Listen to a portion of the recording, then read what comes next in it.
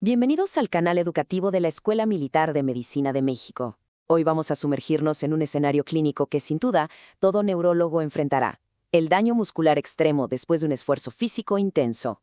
El tema es la rabdomiólisis por ejercicio. Y nuestra meta aquí es muy clara: construir un puente sólido, inquebrantable, entre la evidencia epidemiológica más robusta y las decisiones críticas que tomamos todos los días en la práctica neurológica. ¿Y cómo lo vamos a hacer? Este es nuestro plan de vuelo. Primero, vamos a establecer el contexto clínico. De ahí, desmenuzaremos la evidencia y sus resultados. Después, nos meteremos de lleno a las gráficas para visualizar los datos. Exploraremos la fisiopatología, que es fascinante. Y cerraremos con lo más importante: la aplicación clínica, los mensajes clave para llevar. Muy bien, empecemos. Y para arrancar, todo esto parte de una pregunta. Una pregunta esencial que define el núcleo de toda esta discusión. Pensemos en este escenario, uno muy real. Llega un paciente joven, activo, sano, con un primer episodio de rabdomiólisis por ejercicio. Las preguntas saltan de inmediato, ¿verdad? ¿Qué le decimos sobre su futuro? ¿Cuál es su riesgo de que esto vuelva a pasar? Bueno, justo esa incertidumbre es la que vamos a empezar a aclarar con datos duros. Primero lo primero, pongamos las bases. ¿Qué es exactamente la rabdomiólisis? En términos muy directos, es la desintegración del músculo estriado. Y el problema es que este proceso libera un torrente de contenido intracelular a la sangre. Hablamos principalmente de la creatina quinasa, la famosa CK, y la mioglobina. Estos son nuestros biomarcadores clave, los que nos guían en el diagnóstico y, por supuesto, en el manejo. Ahora sí, vayamos al meollo del asunto: la evidencia. Para poder contestar nuestra pregunta clínica, nos vamos a basar en un análisis poblacional clave, que de hecho nos revela la historia natural de esta condición. Y una de las primeras cosas que tenemos que preguntarnos es qué tan peligrosa es la rabdomiólisis por ejercicio comparada con otras causas, ya saben, trauma, toxinas, infecciones. ¿Es peor, igual o tal vez menos grave? La respuesta, por suerte, está en los datos. Ok, veamos esta tabla con mucha atención. Viene del estudio de Alpers y Jones de 2010. Fíjense, la estancia hospitalaria es menor en el grupo de ejercicio, sí, pero el dato que realmente cambia el juego es este: la insuficiencia renal aguda. El riesgo es casi la mitad.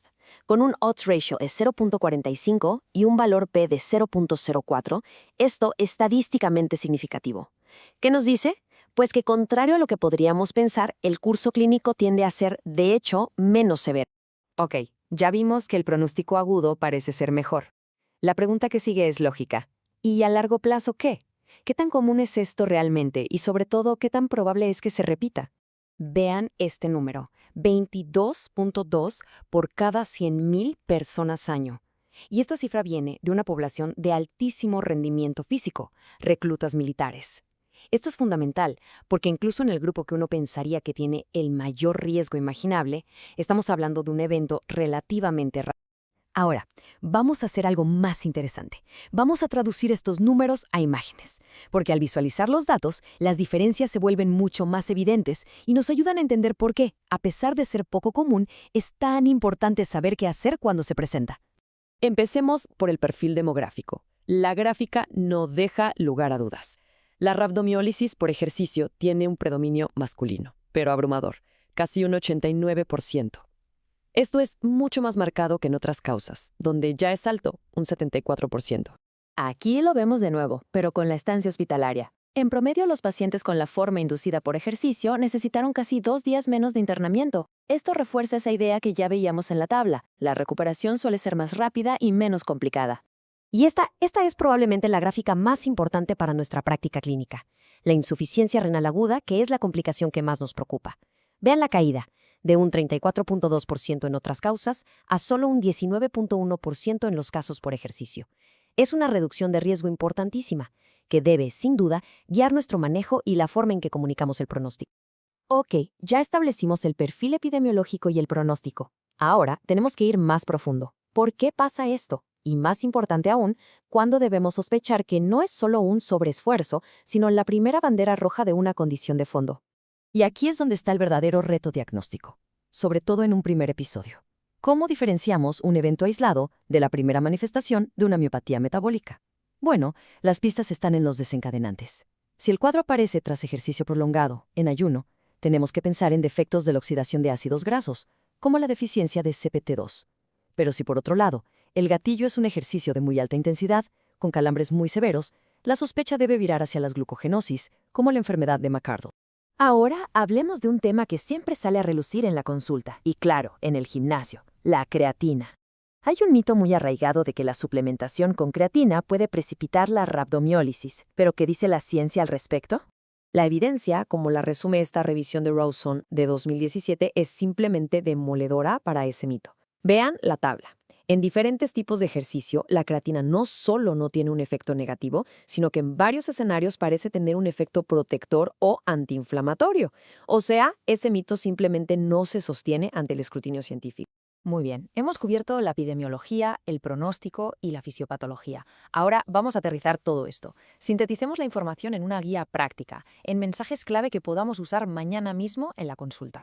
Entonces, la pregunta del millón: ¿cuándo puede el paciente volver a la actividad física de forma segura?